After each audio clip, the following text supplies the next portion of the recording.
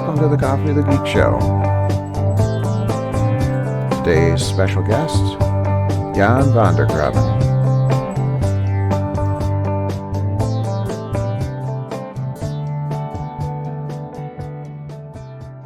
This is the Coffee with a Geek program, back and ready to go with some new adventures with podcasting and the Coffee with a Geek show.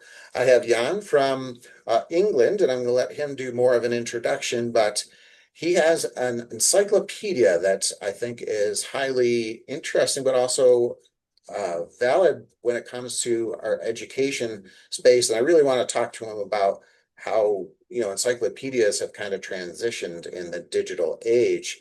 But first, I'd like to just start off with my usual question. So you're from England, so I'm guessing maybe tea is a favorite beverage rather than coffee. But what's your favorite beverage to relax to? Yeah. So, indeed, I do prefer tea over coffee. I'm actually not English. I grew up in Germany, but I live in England Okay. now. And yeah, thanks for having me on the show. It's a bit late for tea now here, but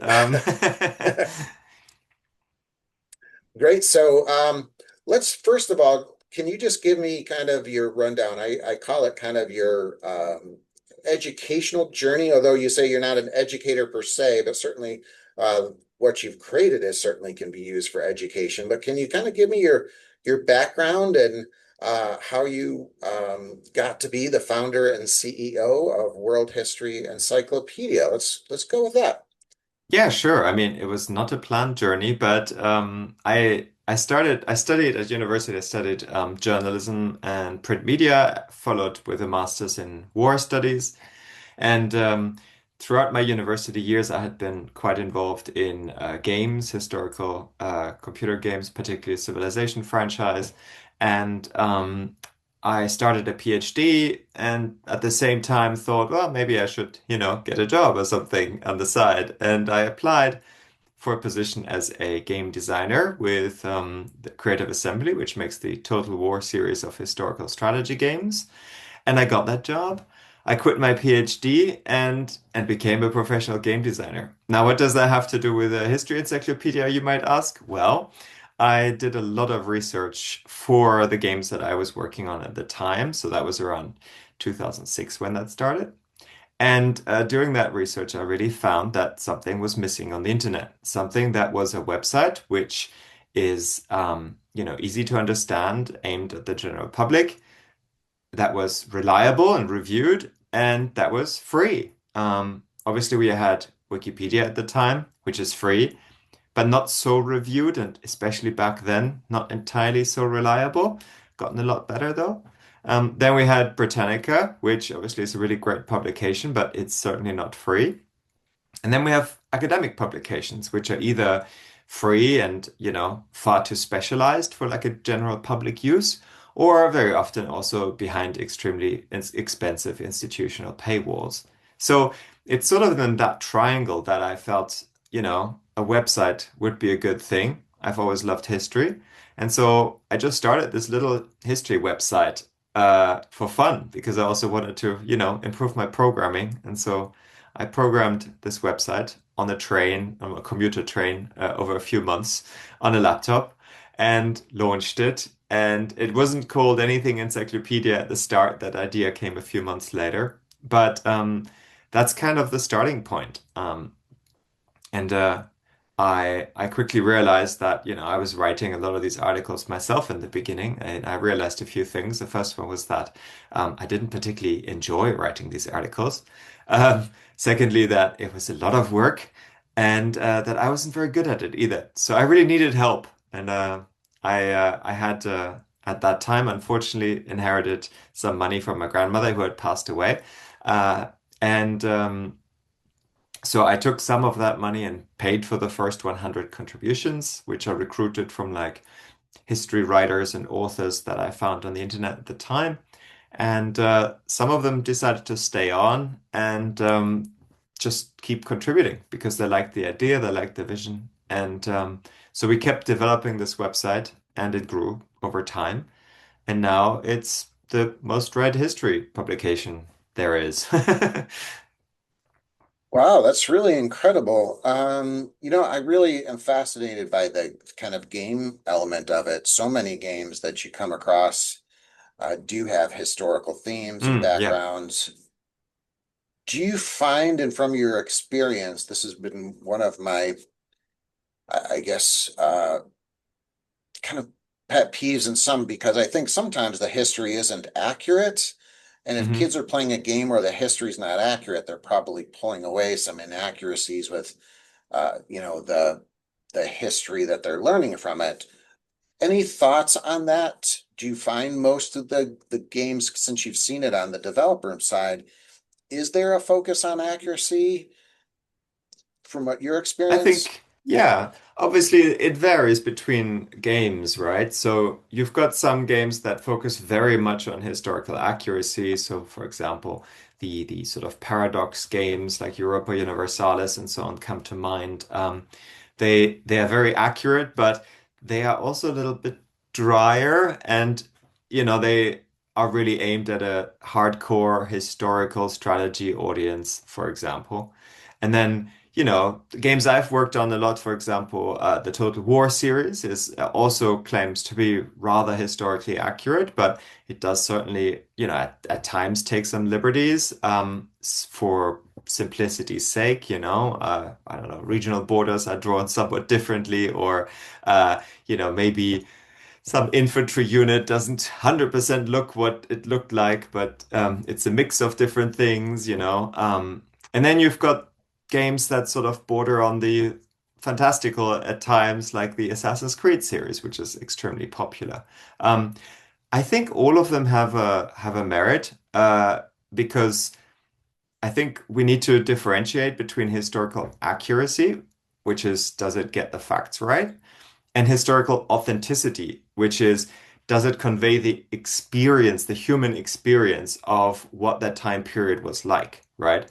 And so we have these more abstract, hardcore games that are, historically very factually accurate, but they are very abstract. They don't take you into the world and make you experience it. Whereas games like Assassin's Creed or the Plague Tale series, for example, they they are not necessarily accurate as such, but they deliver an authentic experience. So you still get an experience of what is it like to, walk through ancient Greece, for example, with Assassin's Creed Odyssey.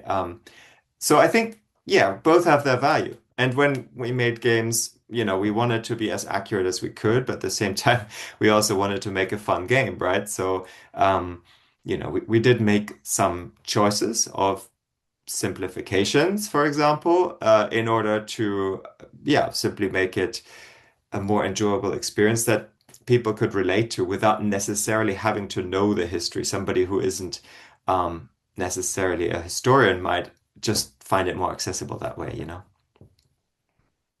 I've done a lot of educational work on virtual worlds, which Mm. would be kind of more open-ended. I really like the possibilities of what Microsoft did with Minecraft. Oh, yeah. And when they converted that to a Minecraft education experience, I think that was a really fantastic job they did. And they created a really fun learning experience and gave students, on the one hand, the ability to create, which I think is a powerful learning tool. But then on the other hand, also to be able to do some like more step-by-step lessons and Hmm. missions, I guess, within the game that could guide students learning in a whole variety of ways, which I think that possibilities are there. And I think Microsoft, again, did a good job with Minecraft EDU. But I'm Hmm. finding that in being embedded in a school, I'm finding that kind of passion for Minecraft kind of fading a little bit. But I Oh, it's always interesting. hoped, my hope would be, is that you could combine the real power of the graphic games, like, say, an Assassin's Creed that has really amazing graphics and historical content, experiences, immersive experiences, but to combine that with the elements that Minecraft was bringing to the table, which was, first of all, to let kids build within that environment, but also um, you know, uh, to go through a historical experience as an avatar experience, but creating kind of like a step by step again, mission-based or quest-based environment to help kids learn. And I haven't seen us ever get to that stage. And I'm guessing finances and money is a big reason for that. Have you ever come across that possibility, or has anyone thought about that in the gaming world? Well, I mean, I think you put your finger on something really important here. Is two things really. The first one is if you compare something like Minecraft with Assassin's Creed. Assassin's Creed looks so fantastic because it's very carefully crafted by professional graphic designers, 3D artists, Sure. animators, and so on. Whereas Minecraft looks extremely blocky, and that's why it's really easy to manipulate, right? Right. And kids can build something that's cool but blocky. Yeah, So exactly. it's kind of Yeah. difficult Blocky to but cool, say, right? Yeah. yeah, to combine those two, the flexibility of the blockiness with the polish of something like Assassin's Creed. Um, and then, yeah, of course, there's always finance. You know, educational institutions probably are not going to have the money to sort of pay for the development of such a game, which costs millions upon millions of dollars, right? And you know, the financial incentive for games companies not necessarily there to do so. I mean, Assassin's Creed is made by Ubisoft. They have a lot of money, and so I've seen them. They have in some of the later games, they've included sort of historical tours where you can like go on a tour through ancient Egypt, ancient Greece. I don't know what else they've done, where you have like a historian sort of narrate things and you Hmm. can experience it yourself. So I think they've made an attempt there. And I've also seen them use their engine in various exhibitions that I've seen. So they had an exhibition in Montreal about ancient Egypt, and so they took some Assassin's Creed footage that they projected on the walls to make that exhibition where you could see actual, in a museum where you could see actual Egyptian Hmm. items, bring that alive a little bit more. And I've seen the same thing in England where they took some parts of Winchester from the game Assassin's Creed Valhalla, I think, and again projected it on the walls to make it more, um, you know, immersive. So I think they're trying. But it's going to be difficult, of course, to create a fully educational experience because the primary motivation is, of course, for these companies to sell the games. Sure, sure. I mean, where I worked before was kind of a shared services model here in New York State, and we used OpenSim, which is kind of like Second Life, Hmm. with avatars and that sort of thing. And we were able to we created like a recreation of the Anne Frank like house, or the secret annex, and had Mm. students kind of experience things through that. And that was really It's a great idea. rewarding, but it was a lot of work. And of course, we put it on our own servers, which cost somebody to manage them and maintain them. But we did it, but it was a huge amount of work. So, and I think teachers would would latch onto that, but it's also it's a challenging learning curve for teachers to learn a program like that, because they also have to be kind of the monitors and that. And so it takes a special kind of teacher to have those tech chops. So again, That's true. I think if you could have something that had the ease of Minecraft, even just how it sets up and you can get in world with the kind of graphical interface you know, of a gaming company that could maybe put something together, I think that would be um, a great, have great possibilities. But again, I know money at the end of the day is maybe the biggest hurdle. That's true. Yeah. I mean, I haven't worked in games for 8 years now, so I think Yeah, maybe something's happening in that front. But I obviously still stay somewhat in touch with the gaming world. But yeah, I don't know. I think it would be great. But what you say as well, I mean, it takes time to make these things, whether this be a professional game creator company, whatever, or a teacher who uses such tools, right? And I mean, correct me if I'm wrong, but judging by what I see here in the United Kingdom, I think teachers tend to not be a profession that has a lot of free time on their hands, right? very true. Very true. So let's kind of transition that to worldhistory.org. And Sure. um, And kind of maybe to tie these two ends that we were just talking about, gaming and then to your history, I do know a lot of games have people that have made encyclopedias for the game, and I don't Yeah. know if they're necessarily the gaming company does them or they're kind of open source on the side kinds of things. But I think those are really powerful because you get a lot of like encyclopedia information that are bringing kids information that they can latch onto, and I think is powerful in that sense. Yeah, absolutely. I mean, my personal journey into this, both history and, in fact, learning English, because as I said, I grew up in Germany, right? I played the game Civilization from 1992 when I was a kid, a lot, and the copy I had was in English. Initially, I didn't understand very much, but at some point I figured it out, and I learned so much from it, both in terms of language, but also in terms of history, because it did include this small sort of encyclopedia. And one little detail that I left out from my story earlier, which I think is very much in line with what you're asking right now. So I had made a modification for the game Civilization 3 and 4, which is very popular. And that basically transposed the game entirely into the ancient Mediterranean world, um, without it, taking you through all of history with global civilizations for those who know the game. Um, Now that mod obviously, was downloadable, needed some sort of website, which I made, something basic, and just for fun, I was like, oh, well, I'll just put a little timeline on the side of the ancient Mediterranean. And so I just created that little page that was a timeline covering all the major events that sort of the era of the game modification that I made was covering. And at one point, I realized that that timeline page was actually getting more traffic in terms of Google visitors than the rest of the site combined. And that was also one of the reasons why I thought, oh, maybe we could make a website. And in fact, it was the timeline that I first programmed for World History Encyclopedia, or Ancient History Encyclopedia, as it was called when it was started. Yeah, it all started with a timeline, actually. Wow. Okay. And Interesting. coming to like sort of encyclopedia content and games, yeah, we have collaborated with some smaller indie games where we provided them with some of the content that they could display inside the game, related to the historical background that they were covering.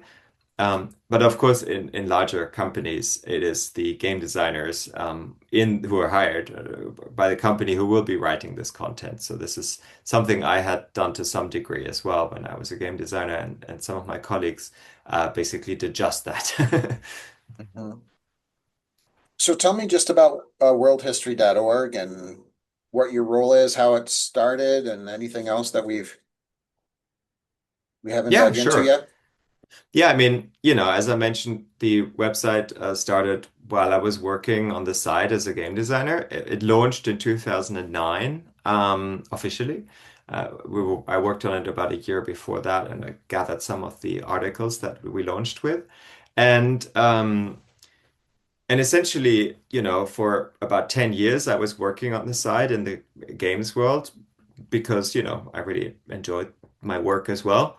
But in 2018, I quit and, did this. Since then, I've been doing this full time. I wasn't the first employee. We had people employed before me. I think I was just number four or something. But basically, yeah, it just started as a hobby project. It grew. In 2012, we were like, okay, we're onto something here. This is growing. So we registered it as a nonprofit organization. And then, started putting some ads and so on, and donations. We have a memberships a subscription service as well.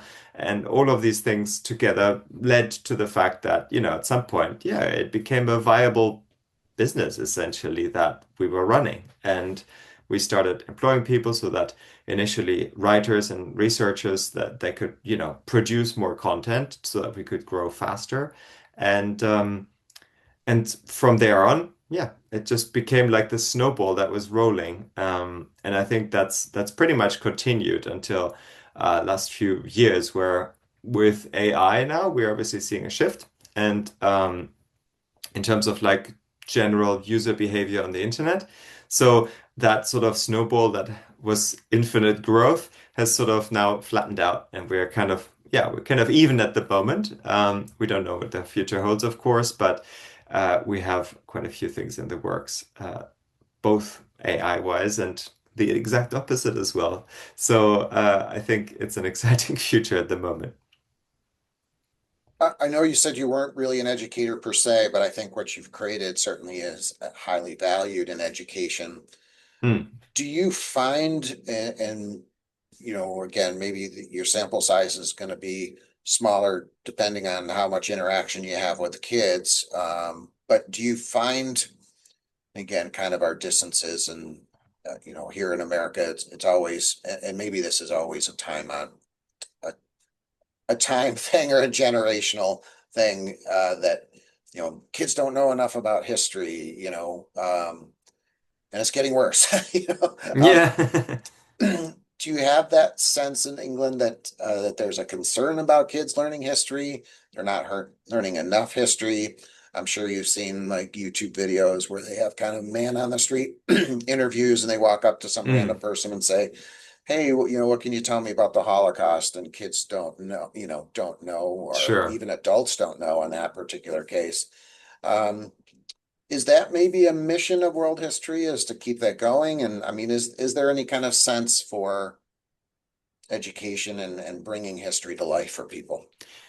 Well, 100%. I mean, that's kind of the main mission that we have. So I think our mission statement on our website is to engage people with cultural heritage and to improve history education worldwide. So that's obviously very broad. But in very specific terms, yes, historical literacy, so the knowledge of history and understanding not only of what happened, but why it matters and why it matters for today, right? It's extremely important and it is undervalued. Uh, we've seen, I think, on both sides of the pond and probably all over the world, in fact, that the budgets in education systems for history and in particular, but also the humanities and social sciences in general, have been shrinking. We have seen a massive decline in people who sign up for history or history-related degrees at universities. So there's certainly a shift happening here. It is something as well that, history is well, there's a certain political dimension to it, of course, which I think you're keenly aware of in the United States Hmm. at the moment, regardless of which aisle of the political debate you're on. The accusation of misuse of history is the same, right? Sure. And I mean, it's something as well here in the UK. It's interesting to see what is included and excluded from the national curriculum in the UK. For example, the British Empire is basically not covered whatsoever. Um, Whereas, World War II is covered in great detail, and so is Elizabeth II and the Tudors. So Right. you see these sort of you can see when you look at a country's history curriculum, or in your case, a state's history curriculum, you can certainly see sort of certain political ideas going into it, and so we luckily both live in countries where that is not extreme. But there are countries in the world where the history curriculum is a pure political propaganda tool. And we have readers all over the world, and we've received many emails from people writing to us like, "Oh wow, I read your website and realized that everything I learned in school was a lie," sort of thing. So it is really important, right? And I think also what's extremely important is to say, well, history is not just about dates. It's not about the facts. It's about what happened. It's really about understanding the present and building a better future. History teaches us not only what actually happened, how did we get here, right? But it also teaches us to think critically about sources, about what we read, about the motivations of the people who tell us things or write down things, and what they want to achieve with it. And obviously, when we live in a society like now with social media, with misinformation, where, you never know what's true, what isn't, that skill becomes really important, especially if you want to be an informed citizen who can partake in democracy and make good decisions in their voting behaviors and things like that. Mhm. So history, I think, is actually extremely important right now. for democracy, for our societies. And so, yeah, that's absolutely our mission to make sure that people who want to learn about history can for free, high quality, easy to understand. But also, a lot of the people who visit our websites, they are students. They don't necessarily want to come to our website. They are forced to. Right. So we also want to make it as engaging as we can to sort of shed this idea history is boring, it's all about dates. One of our mottos is that story is actually the key part of the word history. So that's really what we're trying to convey with our articles, with our audio material, with our videos. We try to tell the story. We try to engage people of all ages, essentially.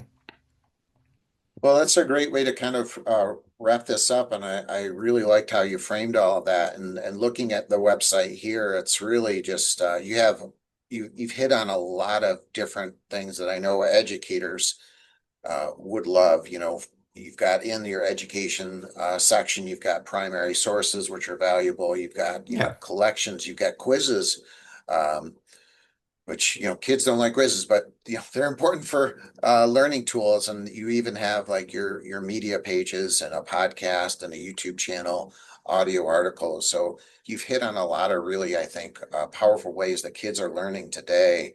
And I think teachers would value the content, and teachers and students can kind of connect, I think, with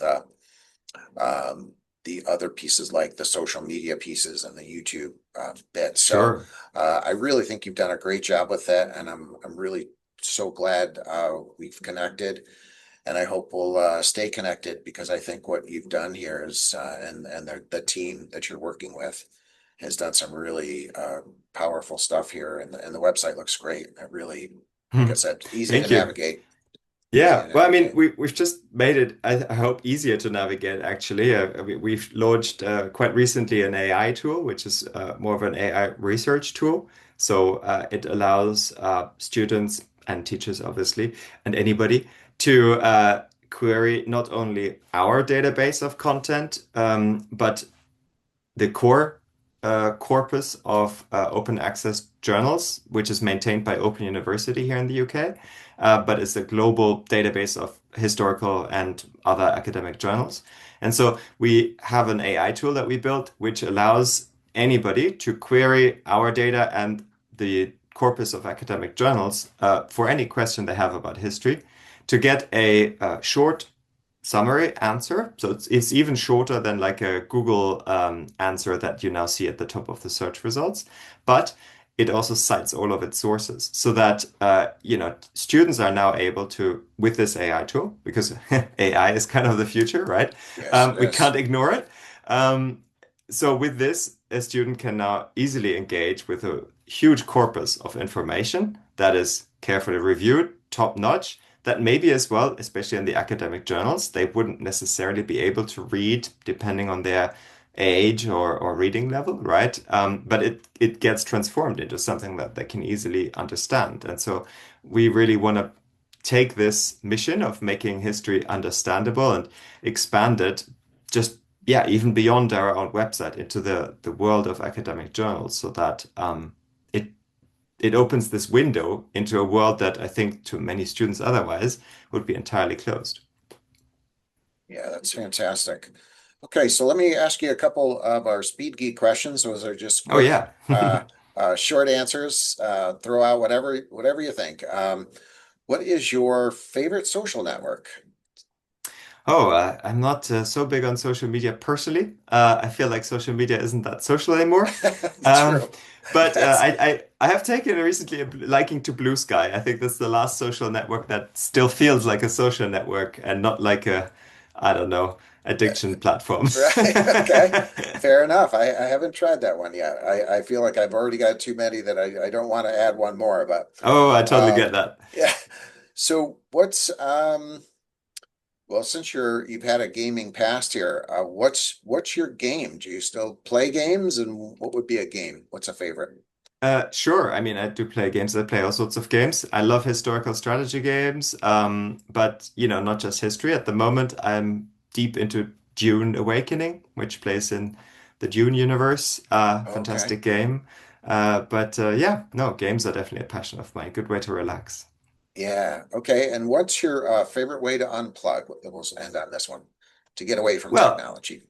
yeah, it's important to get away from technology. I love to go on long hikes in the countryside, in the forests and hills around here, but also on travels, of course. I find that yeah, just being in nature is something that just helps to reset. I think life is too busy and we need to Yeah. get away from it sometimes. Yeah. So, Jan, as we finish up here, where can people connect with you if they want to? Yeah, sure. So, I mean, they can always visit our website, of course. They can, send me an email at jan.vanderkrabben@worldhistory.org. Um, otherwise, if that was too complicated, because I have a terrible name, you can just visit the website, go to the contact page, send an email. I will see it. Oh, that's fantastic. Thank you so much, Jan. It's been great meeting you and great job with what you created here. Thank you so much. It was a pleasure to meet you as well. And you have a great day. Thank you. Thanks. Bye.